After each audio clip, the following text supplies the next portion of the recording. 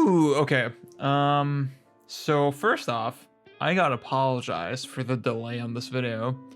I'm recording this like after work. It's like fucking 1:40 a.m. Like I came home like 2 hours ago maybe. And like I have a lecture tomorrow, and I think that hopefully that tells you that just shit is busy. Shit is fucking busy. That's just been hard to make time, even for like just little recordings here and there, or even for like I would like to stream more, right? Obviously, but like there just have not been any opportunities for it. And I'm not trying to gather sympathy points. I hope it doesn't come across that way by saying this. But yes, it's just how it be. I'm gonna try to like specifically record the shit for November just this week.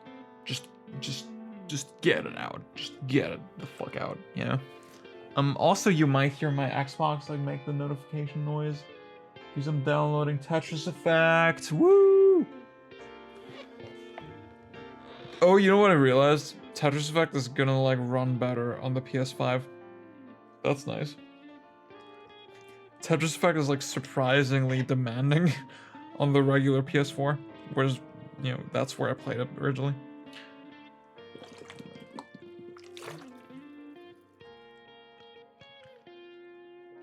But yeah, I'm calling this thing, I keep saying video. I know it's not really a video, right?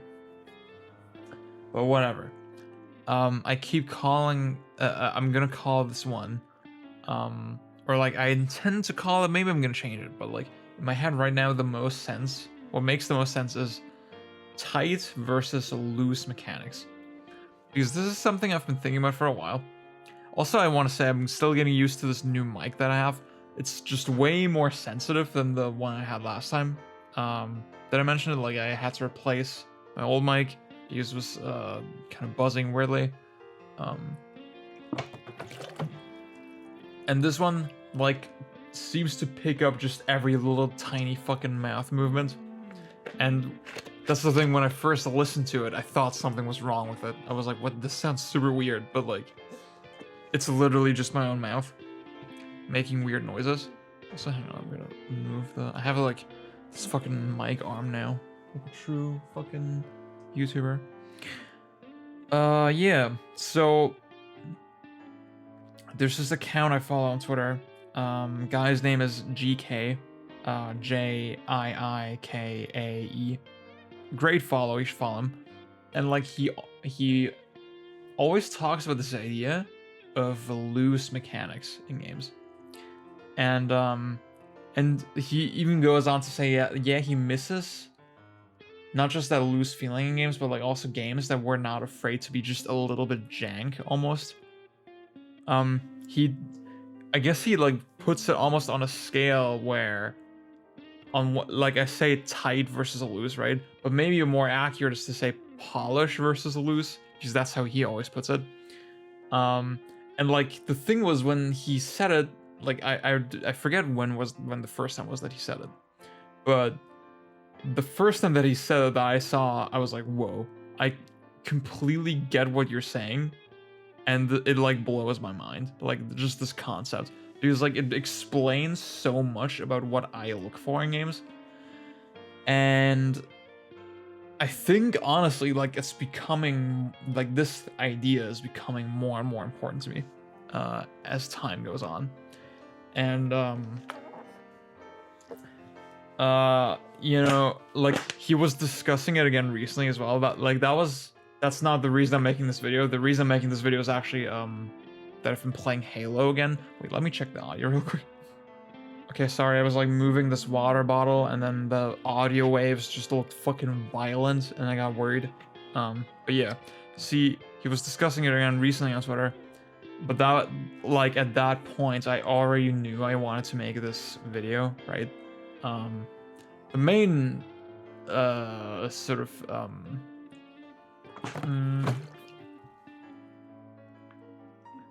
what's like, what's the word I'm looking for? Like something that causes you to do something. Something like instigator or something. Instigator. That's the thing. The main instigator of this was that I've been playing Halo again a lot. Specifically, I finished Halo 1 and 2. I wanted to do like a review of the Bungie Halo games, or like at least I wanted to call it like rediscovering Halo, right? For Patreon. I'm like thinking maybe should I wait like until I play all the Bungie Halo games again, or should I just do it now, just based on Halo 1 and 2? We'll see. And like Halo gives me that loose feeling. And but yeah, it's something I've been thinking about for a while, and yeah, so again, yeah, this is what I want to say. Going back to GK, right? What's really interesting is that he says that not just games, he appreciates when games are a little bit loose, but like he says, maybe even a little bit jank, you know? Just like this idea that a game does not always have like the most canned, snapped, polished animations, that everything is just a little bit wibbly wobbly and loose. I'm realizing that maybe this video is like a really bad idea because it's so hard to explain what I'm talking about. But it's really fascinating to me, and like it came up again in class as well, recently in design class, because like we have this connotation that when we use the word tight, usually we use it just to say that something is good, right? We use it to say, oh, if a game has tight controls, what we mean to say with that is like, that it's like very responsive, very snappy, very like, I mean, responsive, I guess, is a word with meaning, right? Like responsive to me is like, oh, like my action is translated, my input is translated into action very quickly, and very smoothly. Like Bayonetta is responsive, and Dark Souls would not be that responsive. That's, I guess, how I would put it. Even though, like, yeah, Dark Souls, you can play it with like low input lag and stuff, right? But it's still like deliberately pretty slow, right? Dark Souls is not a game that you would like probably. Actually, see, I remember Matthew Matosis, for example, used the word tight to describe the controls in Dark Souls, and it's like, it's so complicated, right? Like we just use any word for fucking anything. Personally, I think just like equating tight with good, and then like that's what I spoke up in class, and I said like, yeah, I think actually equating those two things is not that helpful. I think it's probably better to just use the adjectives as like descriptors for a certain type of feeling, you know? And honestly, yeah, like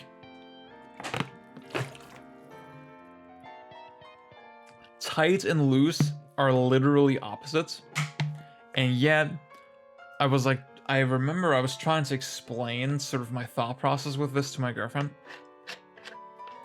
and I sort of see we've talked about it, and I sort of realized, yeah, actually my theory makes no fucking sense, because like there's games that I would describe as tight and loose like at the same time, almost, you know? And like there's games that are not really loose, but they're not tight either.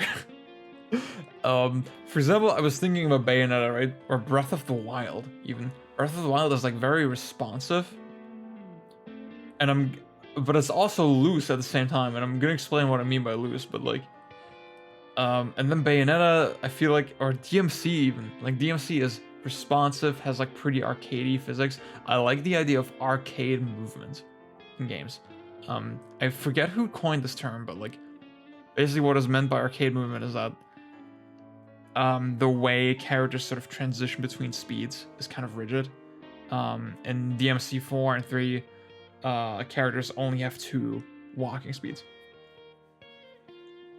Whereas like, and like you turn instantly in one direction if you like move the stick that way. Whereas in DMC 5, they try to make it a little bit more natural, where there's a more gradual change between speeds. And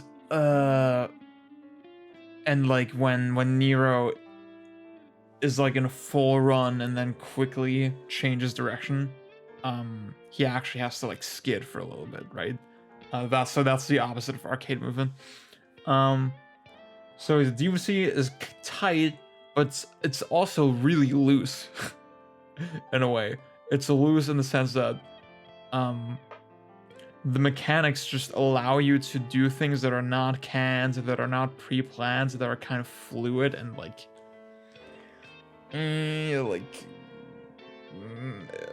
emergent maybe is a good word, right? Like something like inertia transfers in DMC, where I can, for those who don't know what that is, I can have a move with sort of a certain amount of momentum, like Full House. So you equip I mean, it's the classic example, right? You equip, what the fuck is the weapon called? Gilgamesh. And then you press attack in the air, and Dante will sort of diagonally go down at a really high speed. And if you jump cancel that, and then do another action, that action will inherit the velocity of the Full House move. And you can use that just in all sorts of fucking ways that the developers didn't really intend. And like, it's not like a Last of Us 2 or something where you punch someone and it's like it snaps you to the enemy and it plays very, you know, specific animations.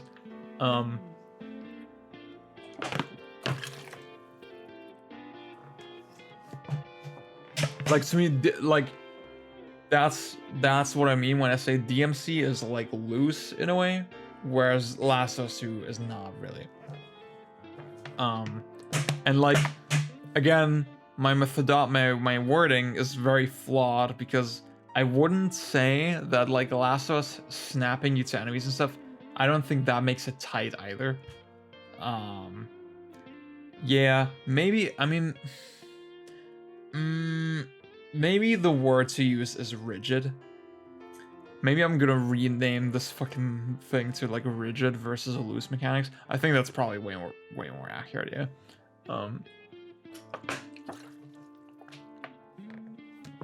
Because I think tightness and looseness, they can coexist, even though that makes no sense, right?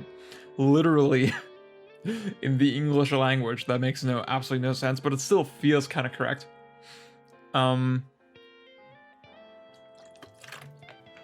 So to expand on why I like games that are loose, the biggest fucking example, the easiest example you can go to, and maybe you can already predict where I'm going with this, the fucking Sonic games. I fucking hate the boost Sonic games.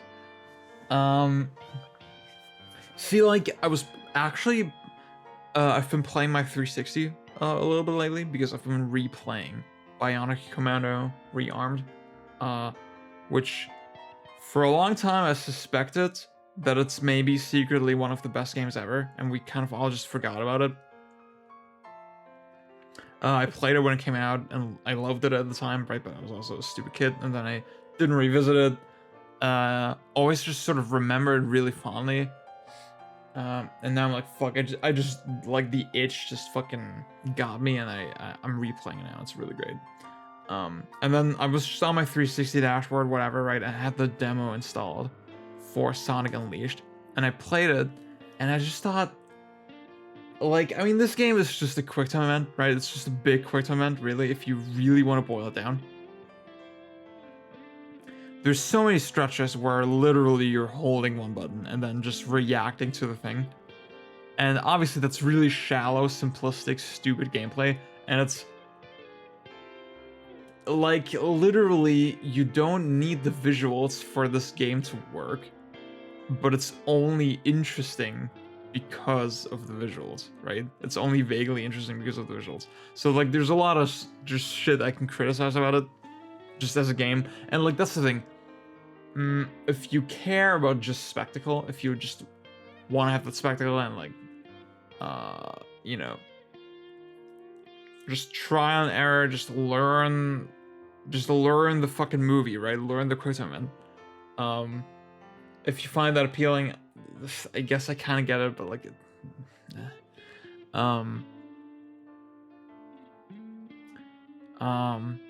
yeah, but like even more sort of on a larger, broader note, just everything about the way these games feel is so insanely wrong to me.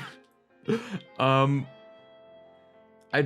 hate, for example, there's like these extended passages where you get like on a rail. Yeah, like Sonic is like sort of grinding on a rail or something. And it looks really cool, but like when you jump between rails and stuff, Sonic will snap between the rails in this really rigid way. And it's like everything about this game feels rigid. Everything, like the way you snap to enemies, the way you snap into like rings and boost pads, and like everything about it feels so automated and so canned and so just not freeing or like satisfying control wise. And it's like it's just so, it's fucked up that this is like a Sonic game, you know, because Sonic literally was not about that at all. Sonic is like the loosest game you can think of, and like maybe to its detriment to an extent, right? Like obviously the Sonic Adventure games now, they're looked at kind of in a weird light, because they're considered very janky and blah. And I wouldn't disagree with that, right? I do think they're janky ass fucking games. But the controls actually let you do interesting things, right? And they feel liberating. I feel like I'm in the world. I feel like I'm moving the character. And I'm trying to come up with words that where I won't just fucking repeat myself. So yeah, I mean, Sonic Adventure is interesting because like GK also uses that as an example all the time, and you just always see these cool clips of people just scaling walls in weird ways, right? Because yeah, you have the spin dash, right? And the spin dash is just you gain a lot of speed, and then the game's physics system will do the rest, kind of. It's not really just a rigid can animation that will let you do one thing. No, it's just like you can manipulate it and sort of massage it in the way that you want, and it's so like to me that is video games, you know, that is like what a video game can do.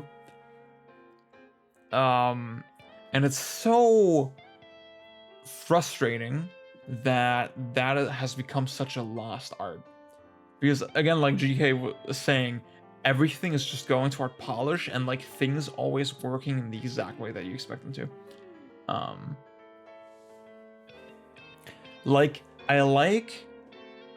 To me, a good control system is one that actually has room for human error, or like human, not even error, but like inconsistency. I like when slight variations in timings and inputs can have different results. To me, that is literally what makes games interesting. Obviously, see, yeah, I mean, some games are cool because they're rigid. Like you might think about like Resident Evil. Resident Evil is like the most, yeah, I would say, see, Resident Evil got more loose with, you know, Resident Evil 6.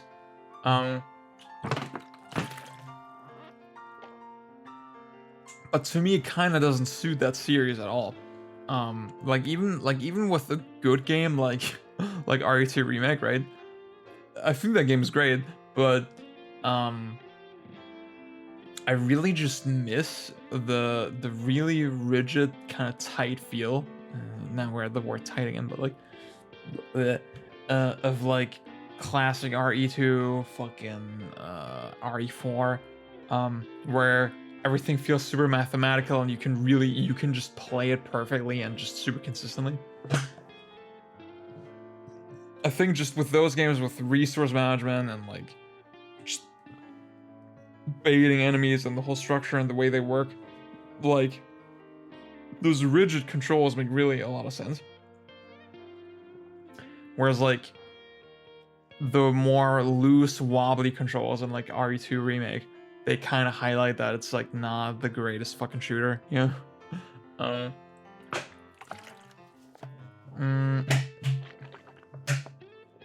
apologize about the noise.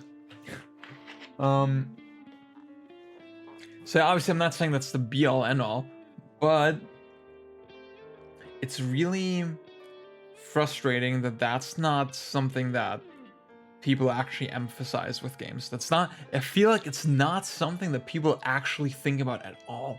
You know, most people don't even think about it when they play games. That, like, how automated some things are. And, yeah. Like, see, I like the fucking Spider-Man game on PS4. I like that game a lot. I'm a big defender of that game. But even though I will say, yeah, it's lame that they snap you to enemies in this weird way, and that like you don't even have proper hitboxes. Just having hitboxes makes the game more loose, you know? And I don't know, I just feel like it's such a lost art. It's like a way that we used to make games and we don't really anymore. And another great example of this, I think, is like is Smash 64 and Melee, and then every Smash after that. Like obviously Smash 4 and Smash Ultimate are very heavily built on Brawl's engine. Obviously they're not the same as Brawl, right? I'm not saying that. I'm not saying they're the same as Brawl. But it's very clear like something significantly changed between Melee and Brawl, just with the way the sort of like man-to-man interactions work and the way the rendering kind of works. And like from Brawl, they didn't change it as much anymore, right? And like there's just this really obviously Smash is still a pretty loose game, right? Like it's still pretty intricate, detailed hitboxes where you can hit stuff in like weird ways, right? But compared to Melee, it's definitely like there's definitely way more sort of in the way of the game just normalizing everything, right? In Smash Ultimate, they kind of push everything toward this more controlled middle ground. I'm not really sure how to explain it better, but just even like that see, another great word that GK was using is over animated. Like shit in modern games is over animated. Like when you get a smash attack in Ultimate, like the way the opponent will sort of fly all the way off to the distance, and like the way they exaggerate it with like hit stop and stuff, it feels surface level, it feels pretty good. Like kind of in practice, it makes the game feel more rigid. It makes it feel more canned. It makes it feel like, yeah, the way you fly off kind of is the same every time, you know? It's not like Melee where the physics allow for all these weird, like, little inconsistencies to happen, you know? Where this, I mean, just bizarre thing with Ultimate, right, is that everyone, like, the smash attacks feel so much more powerful than Melee, but somehow you just fucking live forever, right? It's kind of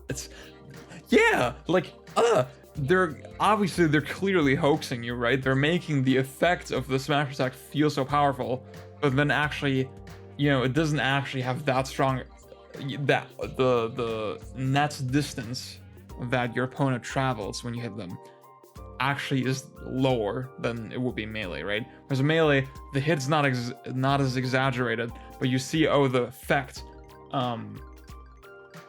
feels very accurate to what you did, right? So to me, that kind of is, obviously I'm speculating a lot here, right? But like it does feel kind of like proof, like, yeah, they're kind of giving you the same sort of reaction for every smash attack. and then the outcome is like affected by that a little bit, right? The outcomes are kind of less dynamic. And it's just such subtle shit, and I feel like most people don't really look at mechanics enough or understand mechanics enough to like see these tiny inconsistencies, you know? And I just wish we talked about this stuff more. Or like I wish it's something where I wish this were something that people actually appreciate about games, you know? What was another good example? Oh, there's another good example. I just forgot. Fuck, what was it again? I'm an idiot. I just remembered what I wanted to talk about. Yeah, I just wanted to mention DMC4 again, where, like, think about the fact you have this move with Nero called Caliber. It's like this mid-air dash toward the enemy, and when you land the hit. So like that's the thing, it pushes you toward the enemy, and then when you contact the enemy, the attack is triggered, and that will knock the enemy away, right? Now, the obvious thing to do if you like know anything about Devil May Cry is to jump cancel that shit. And depending on how you time the jump cancel, you get really different results, right? You can, for example, like you can time it a little bit late, and that way still get the attack, right? Well, how should I say it? You can, so if let's say the attack connects, right? And you no, actually let's say it differently. There's like 3 broad outcomes that you could do.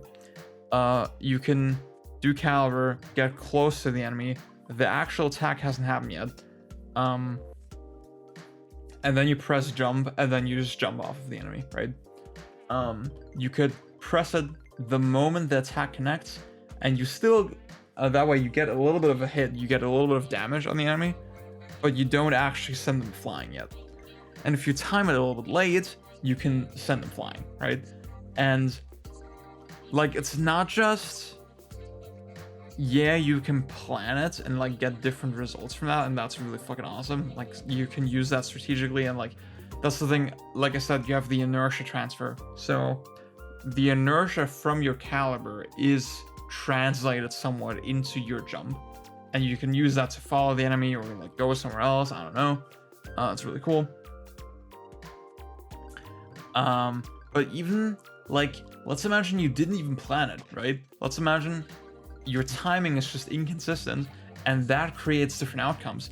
Isn't that cool? That like, just like slightly different inputs can have such vastly different results, right? And that it dynamically changes the outcome of the fight. And that's like the drum I'm always beating with action games, and I feel like people just don't fucking understand it. That yeah, like in school one time I was told like, yeah, I guess you could like, I think I've used this example before, but like you could just like, you know, learn every encounter in Devil May Cry perfectly, and then just put a blindfold on and just press the buttons, right, and then do it. And it's like they don't understand just how dynamic the AI and how dynamic the systems are.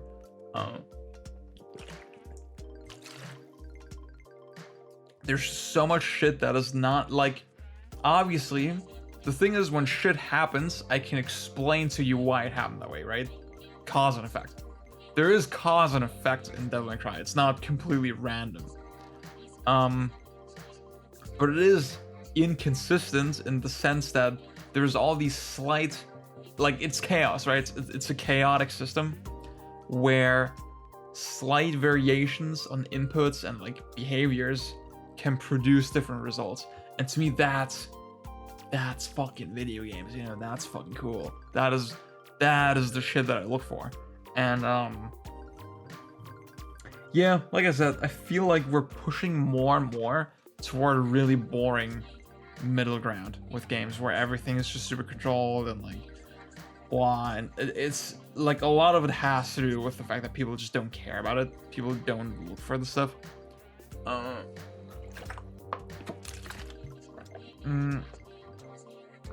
I guess another good example, you know, I've realized that I think honestly Breath of the Wild is my favorite Zelda. The more that I'm thinking about it, it's like, yeah, there cannot be another answer. Because like at the time when it originally released the game, I was like, yeah, you know, like I think the game still has a little bit too much hand holding and fucking like the world was not as fucking dystopian as I kind of was hoping for. I wanted more hidden dungeons, right? I hated that the Divine Beast had like all these, like had so much story kind of attached to them. I wanted to just find, like Zelda wants random caves and then just go in the cave and then, oh my god, it's a fucking dungeon, right? I wanted that kind of pacing. So I had all these little disappointments, but now I'm thinking about it, fuck, the mechanics are just so much fucking insanely better than any other Zelda that it's not even funny. And like as I played through the game multiple times,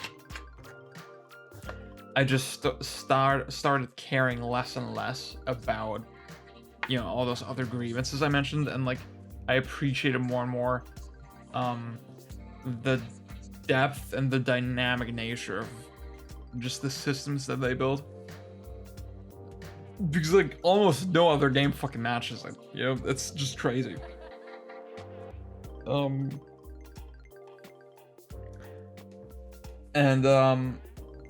like it just shows you when people I've just had so many discussions with people saying, oh, the combat in Breath of the Wild is nothing remarkable, and it's like, oh. It's like it shows you that people look at fancy sword attacks and they think that's good combat, right? When like in Breath of the Wild, there's so many little interactions that can have so many fucking different influences and so many different outcomes that it makes it one of the most dynamic fucking combat games ever, right? And you can have endless amount of fun with it. And fuck, man. And it's interesting because Zelda used to be like one of the most rigid series imaginable, right? Like Zelda is the exact opposite of Lose, where like literally you jump over a gap and then you walk over a gap and then your character jumps on their own, right? That's literally kind of rigid, right? You don't have control over it.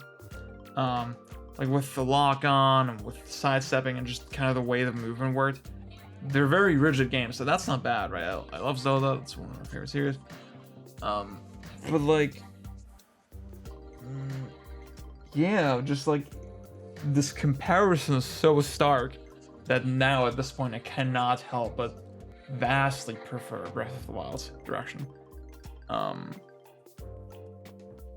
And it's so like Breath of the Wild, I think, honestly, I've been thinking a lot about what my top 9 is recently, again, because I think it's changed pretty significantly sort of over the last year or so.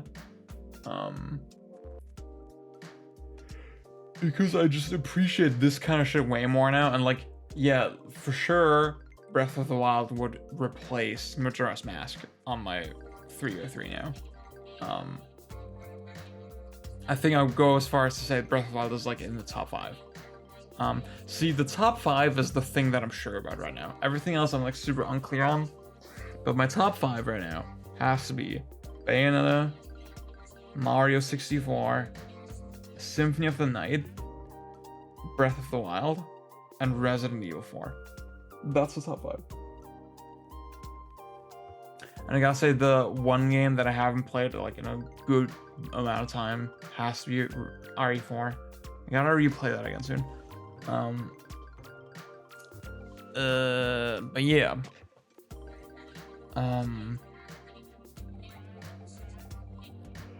It's just, I think from that list alone, you can think, oh, okay, like I really do value just looser feeling games now. Games that are just very mechanically dense.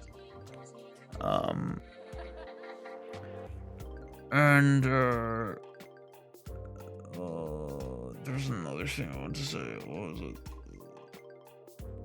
So, you know, I think I forgot about what I wanted to say, but like I kind of came up with something else.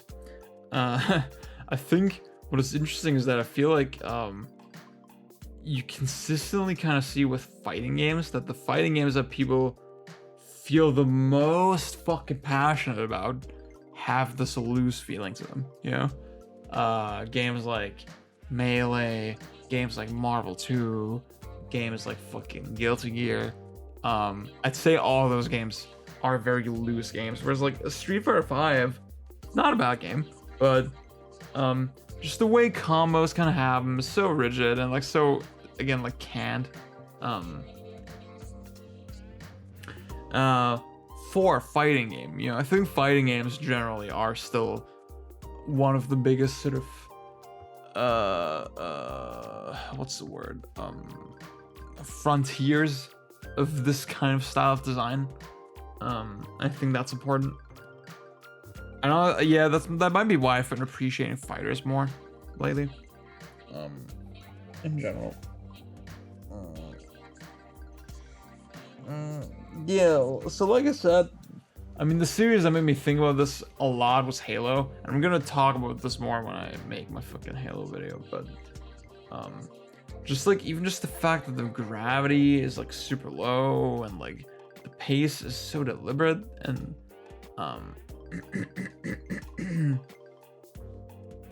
and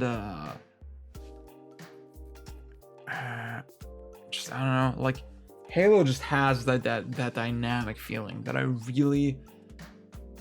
think honestly, like playing Doom Eternal like earlier this year and being so blown away with it, and then playing Halo and realizing, oh, Doom Eternal kind of sucks. it's kind of, I mean, obviously Doom Eternal does not suck. I think it's a great game, but holy shit, that opened my eyes, that juxtaposition, you know? And obviously it's not just about the looseness of it or whatever. Like imagine Doom Eternal if it controlled more like a Quake, you know? With like rocket jumps and stuff like that. Fucking how cool are rocket jumps, you know? And like bunny hopping and all this stuff. Like that shit is so cool. And yeah, like it's just like it doesn't really happen anymore. That like just the mechanics sort of working together in like a way that the developers didn't really intend or expect can create such interesting exploits. That doesn't really happen anymore at all, you know? Like, think about, like, I was playing F-Zero GX today, and like like if they made it today, they would make sure that it didn't have snaking, you know? Snaking is like this like weird physics trick you can use to go way fucking faster than intended. And it's really cool, and like it is dynamic. It's like, it's not the best fucking, if it were a canonized mechanic, it would be kind of lame, because like you know, there's no reason to not just do it, right? And then you just have to kind of play around having to do that. It's still kind of dynamic because, like, you know, depending on how the track is sort of weaving and turning, it can be harder and more or less hard in certain situations. And like it's not that flowcharty, I guess. Yeah, like what's a good example of what I'm thinking of? Like Mario Odyssey, right? Mario Odyssey is a flowchart. Like the most optimal jumps are not that hard, and they literally work in every situation, right? It's very flowcharty, and like breaking challenges loses its appeal so quickly because you never have to think outside the box ever, right? I'd say F-Zero GX is like obviously a step above that, or you know, a couple steps, but like it's still, you could say, yeah, it's not as good as it could be. Obviously I'm not a like expert F-Zero player, so maybe I'm a fucking idiot. But like even that is like a cool example, right? Like snaking F-Zero GX is a cool example. And if they did it now, and like you can see, like you see that with Mario Kart, they would make absolutely positively sure that you couldn't do that, and that's so lame. And like, I mean, you see it with wave dashing and shit in Smash. They get rid of that, and wave dashing, legitimately, it's a quirk of the physics, because literally we used to make games with like interesting physics and like interesting systems, and it's so dynamic and it lets you do so many different things.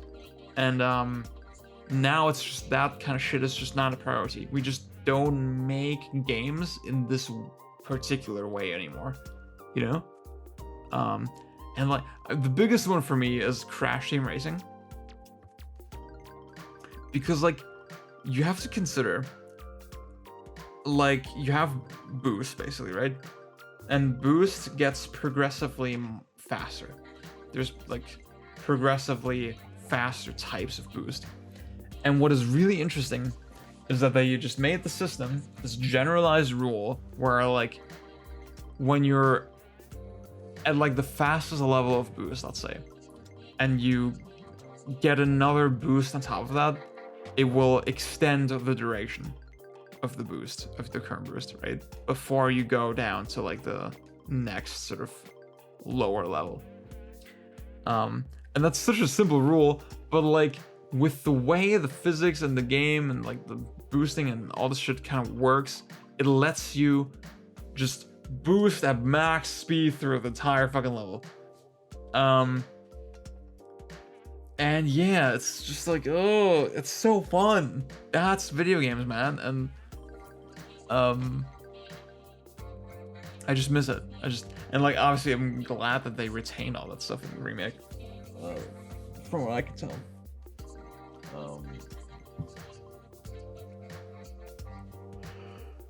But yeah, that's the shit that makes games, like, to me right now, that is like the thing I look for the most. Like that's something that I get really excited about, and like it's something that I like seeing in games.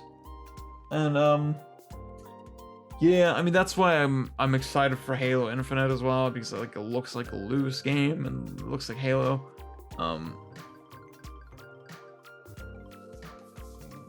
You can even see it with Halo, you know, like just like the progression from Bungie Halo to like 343, like where they just made everything so much more rigid and like not dynamic, not good. Yeah, I don't know. I'm trying to think, there haven't been any games lately, like new games that gave me that feeling, and it's really sad. Like I have to go to like Melee and Smash, Melee and like DMC4, specifically those two games. They just scratch this itch fucking perfectly, and it's so good. That's my favorite, and I love it. And I'm really tired, so I guess I'm gonna see you guys later. This is long enough. Yeah, like for such an esoteric fucking topic that no one's gonna relate to, I think that's enough. Yeah, like let me know, like, is that something you ever think about? And yeah, I mean, like the Sonic example I think is especially telling, because like to me the Boost Sonic games are just not Sonic at all. They just did not translate what was actually fun with those games, right? And it's just, I don't know, like